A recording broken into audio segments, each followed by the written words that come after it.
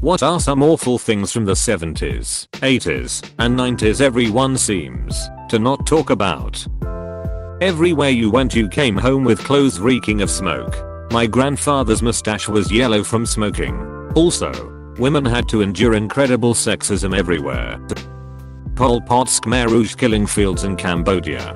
30% of people were tortured to death and killed with medieval weapons. Absolutely horrific. The troubles in Ireland are rarely talked about.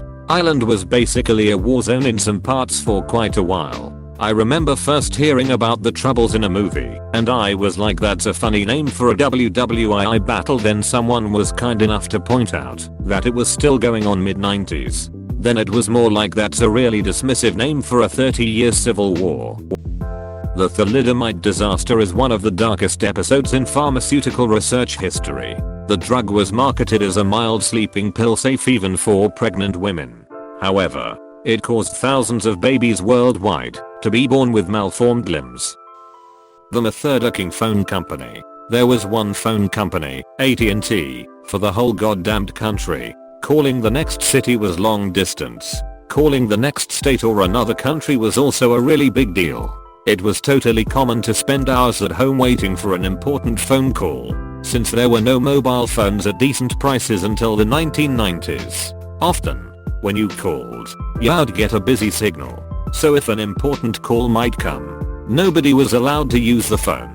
When MCI broke into the long distance market, it started the revolution that led to the relative nirvana we live in today. As far as phones are concerned, the phone companies are doing their best to turn it back into a monopoly. We must never go back. I lived in Japan, still do, and Japan was even worse. You actually had to purchase the right to a telephone, like a deed, which was like $700. You couldn't sell it back to the phone company, but you could sell it to someone else, so they could get a phone. What a scam.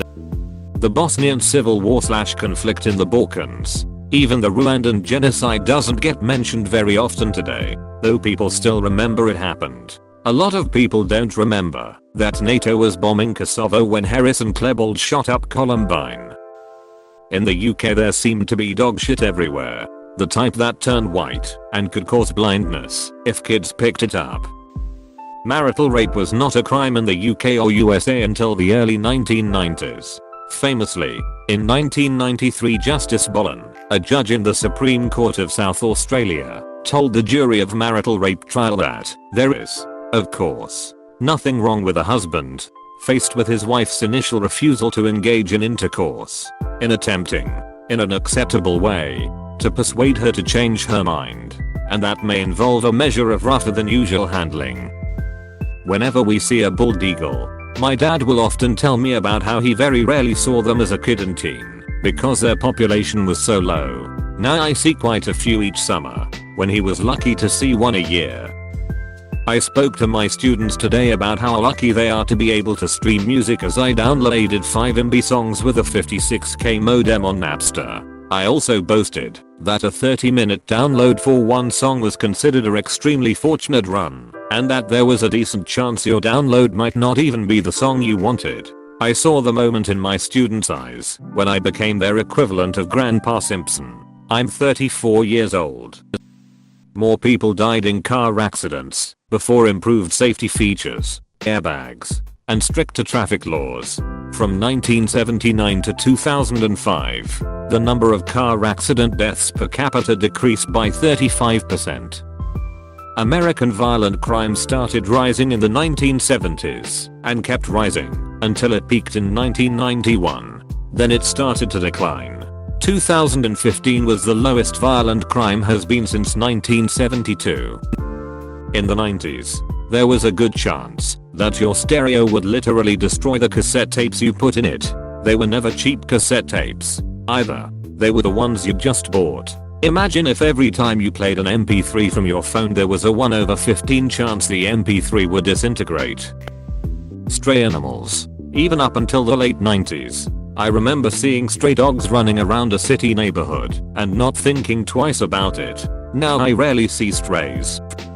Oh my god, the noise. Every 16-year-old kid had a primer gray muscle car that could shake the china out of a cabinet. I swear that there is something about blasting music on 8 tracks and cassettes that made it carry farther and sound even worse. Even the tires on cars were noisy, and the barn door cross sections pushing wind could be heard from hundreds of yards away. The planes were louder, too. Buses and dump trucks were so loud conversations had to stop when they idled past at a stoplight. Semicolon. The televisions all sounded like shit, and so did the broadcasts. They all had a background studio hum that sounded like a partially unplugged bass guitar. Some drunk asshole in the neighborhood would always turn the TV all the way up and then pass out. And then the broadcast would end at 2 AM and static or a test tone would blast at top volume all night. In summertime in the city you could hear that crap on every block if you were dumb enough to be on the street at that time. Because that was a great way to wind up on a milk carton, which was also a weird ass thing. Missing children on milk cartons. Semicolon. Yeah. They had earphones back then, and they actually worked rather well. But it was way cooler to heft a 20-pound portable stereo on your shoulder and blast a 4-second loop of Kraftwerk with some angry dude shouting over it. And those guys had to shout because everything else was so obnoxiously loud. Semicolon. Edit. Thanks to all of you for the large response. I forgot the biggest one of all. Air raid sirens. Those things were giant horns that rotated like a radar dish, howling at 130 decibels and powered by a Chrysler Hemi V8. The one at my school had to be tested for 5 to 10 minutes every month, and everyone had to cover their ears and do the bullshit duck and cover thing. This was the late 1970s. By the way, long past the Red Scare, mainly to try to protect our hearing. The school was overloaded, so I and hundreds of others were in temp buildings right underneath the damn tower. So those of you speculating that perhaps it's me who has lost my hearing might not be too far off the mark. Cars broke down a lot. Have to take my car to the garage was an exceptionally common reason to miss work. Get in the car, turn the ignition, and nothing, or some horrific squealing. Or you'd be driving along at 45 miles per hour and suddenly some steam/smoke/gas would start coming out from under the hood. Or the car would randomly overheat. Meanwhile, these days we drive our cars into the ground, 200k plus miles, and having to take one into the garage for a repair is incredibly rare. And even when we do take a car in, it's usually because it's behaving abnormally, not because it's completely dead. Calling the house phone and talking to her parents. AIDS in the 80s and early 90s. I was a little kid during the era, being born in 85, and some of my earliest memories are of people talking about it and how they didn't care what the TV said. Nobody I knew would have touched anything a person with AIDS had also touched. The paranoia was terrifying. I remember meeting one of my mother's friends who had the disease and he seemed normal. I hugged him and everybody made a big deal about how brave it was for me to do that. Such a dark time. The Rwandan massacre, where during that period, about 12% of the total population of Rwanda was murdered, and the world, on the whole, never even realized what was going on in that country. The real, visceral fear of nuclear war, before the Cold War ended. I had such bad anxiety about that as a teenager that it would cause me to throw up. I did a posting on this a long time ago, but up until the mid 1980s child abuse/child molestation was simply not talked about at all. Seldom were people prosecuted. No one talked about it. It was socially unacceptable to bring things like that up, and no one wanted to hear about it. So at least in the first half of your time period, it's that child abuse and the like was still out of control and nothing was done about it. On a lighter note, cartoons in the 80s were only made to sell action figures and were not that good in hindsight. No wonder 40s and 50s cartoon like Mickey Mouse and Tom and Jerry seems long-lasted over generation, rather than those cheesy action cartoon in the 80s. Pollution. The smog was right shit everywhere in the summer. The cars smelled like raw fuel. The rivers were dirty, real ducking dirty, like peel the paint off your house dirty. Poison everywhere, shit like DDT.